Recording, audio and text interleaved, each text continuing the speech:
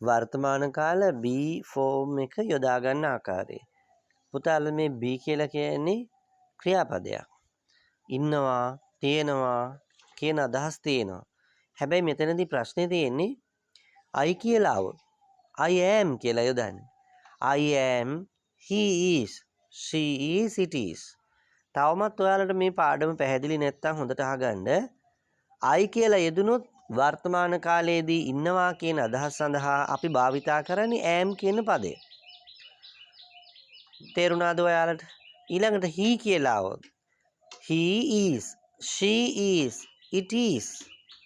ඒ වගේම එක්කෙනෙක් නම් අපි කියමු the cat is, the dog is. තේරුණා නේද? අපි එතකොට යොදාගන්නේ මොකද්ද? is කියන පදය. the lion is, the කියලා අපිට භාවිතා කරලා අපි කියමු the bicycle is, the bag is. එකයිනේ. cat, the cat is. ගොඩක් කට්ටිය ඉන්නවනේ. එතකොට අපි භාවිතා කරන්නේ ආ කියන පදේ. we are, you are, they are, cats are, lions are, elephants are, dogs are. අනිමයි භාවිතා කරන්නේ. එතකොට ඔයාලට තේරෙනවා මෙතන තියෙන අභ්‍යාසයක් මම එවලා තිබුණා. බලාගන්න මේ අභ්‍යාසය සාකච්ඡා කරමු දැන්. The window is open. The window is open කියන්නේ ජනේලය විවෘතව ඇත.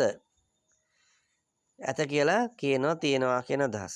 the ඊළඟට තියෙන දෙවෙනි එක තමයි cats කියලා තියෙනවා. මොකක්ද උත්තරේ එන්න ඕනේ? is the ආද? cats නම් එන්න ඕනේ. මොකද cats කියලා කියන්නේ පූසු ගොඩක්. එහෙනම් cats are small animals. බළලුන් කුඩා සතුන් වෙති. නැත්නම් පූසෝ කුඩා සතුන් වෙති. දැන් තුන්වෙනි එක ආරම්භ වෙලා තියෙන බලන්න ඔයාලට එවලා තිබුණු homework එක බලන්න දිග අරගෙන ඒක බලන්න. තුන්වෙනි වාක්‍යයේ තියෙනවා I කියලා හිස් තැනට යොදන්න පදේ ඉල්ලලා තියෙනවා. I කියලා දීලා තියෙනවා. I. එහෙනම් මොකක්ද දෙන්න ඕනේ? I am in the classroom. ඇයි ආවේ am කියලා ඔයාලා දැන් දන්නවා. We are pupils. අපි ශිෂ්‍යයෝ වෙමු.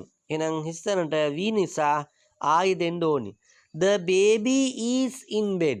බබා ඉන්නේ ඇඳේ. ඊළඟට කියන you are a teacher. ඔයා ගුරුවරයෙකි.